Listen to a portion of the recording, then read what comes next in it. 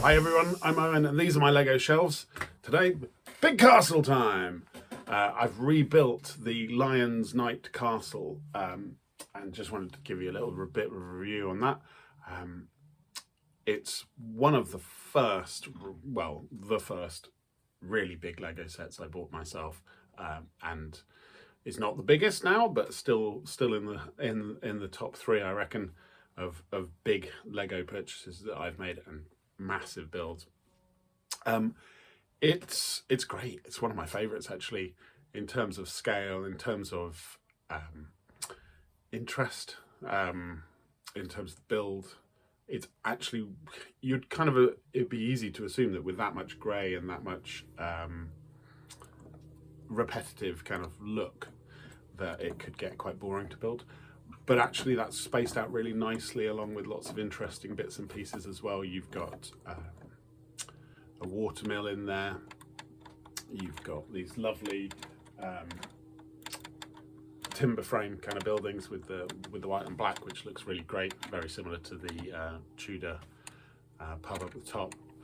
And the bridges, there's some tunnels underneath, there's a gatehouse which has a drawbridge which opens and closes, as well as a portcullis that opens and closes, which has got a really nice, clever ratcheting system, so you can bring it up slowly and then you can flick the switch and it drops the whole thing very suddenly.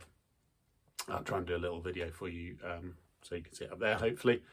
And lots of little bits that keep you entertained throughout, as well as some really nice little clever building techniques. The arrow slits are a real favourite of mine. They're very nicely kind of created and give a very good look of those kind of arrow slits on sort of classic castle look. The set is incredibly playable, which is why the minifigs that are on there right now aren't the right ones necessarily, because my kids play with this set when they get the opportunity. Because I left it on the table for quite a long time, and we had it as a kind of centerpiece to the house, which was really nice, and just kind of playing with it really casually. So it's got loads of lovely features. One of the things that I love is this display idea, where you can have it stretched out long like it is right now, or it closes up into a kind of much more central, more like a solid castle look.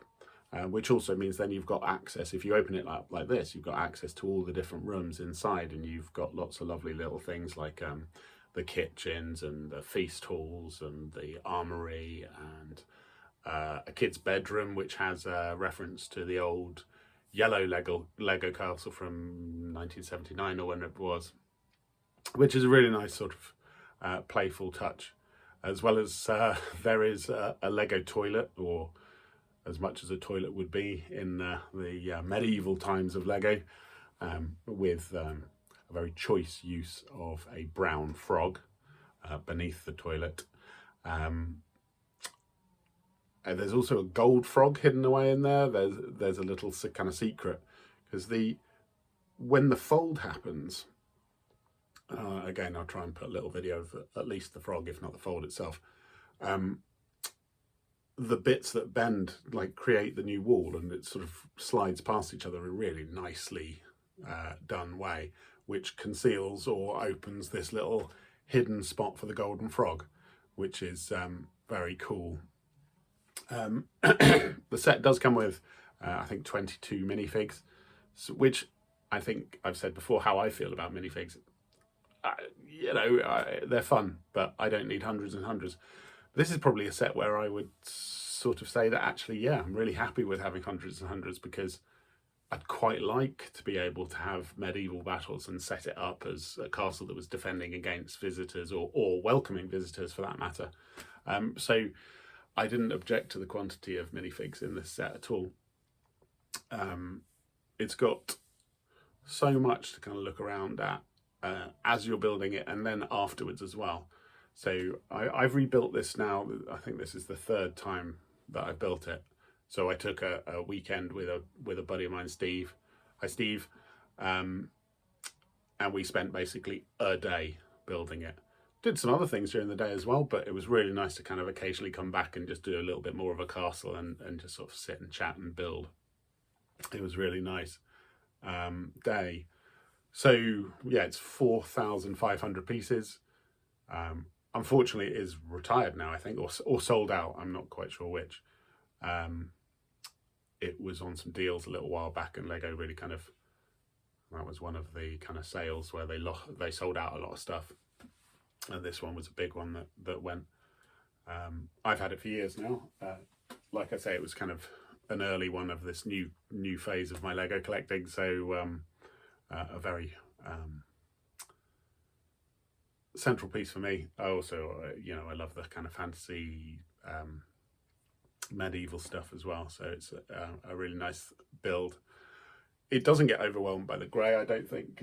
There's so many pops of colour with the green and the blue at the base, and then you've got your lovely whites and blacks coming out here, sort of little blue flowers on there as well, as sort of all these little hidden away features. But the only problem for me is it's big and I don't have a lot of shelf space. So already the cat has moved over there. I don't know whether cat can't really stay in Star Wars Lego land, can it? It doesn't quite make sense. So I'm going to have to think. I will be adding to this because I have the medieval village as well, which fits really nicely with this.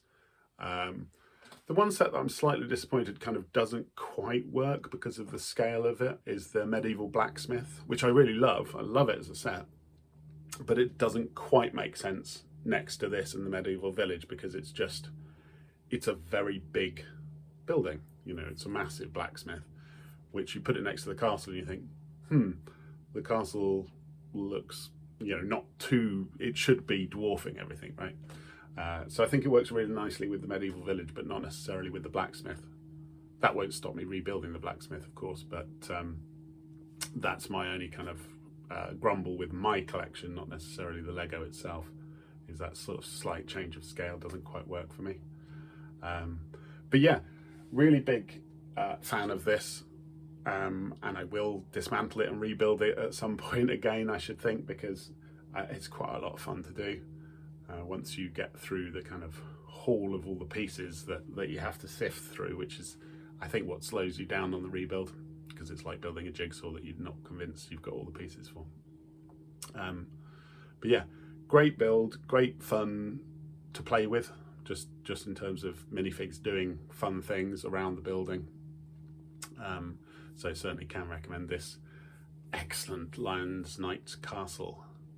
That's it for me for now, so until next time, keep on building.